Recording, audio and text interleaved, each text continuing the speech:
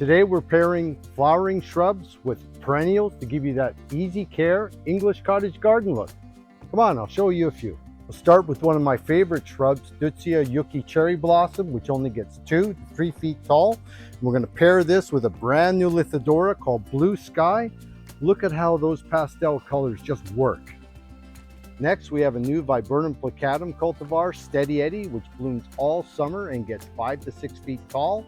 And we're pairing this with this beautiful Thalictrum black stocking, an architectural perennial that actually gets 6 feet tall over time. Then we have a 1-2 combination of this beautiful Azalea Petticoat, a lovely clear pink double, and the Scabiosa Flutter deep blue. Look at that, just stunning, and it's going to be one right after the other. Now we're pairing 2 brand new plants, Salvia Blue Bayou, which is going to bloom all summer, with this beautiful columnar Weigela Tower of Flowers apple blossom.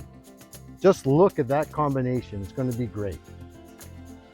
Lastly, we've got a great planter idea using a beautifully fragrant Spanish lavender standard. If you don't water very much, we're going to pair it up with Sedum Angelina, which will thrive with the drought.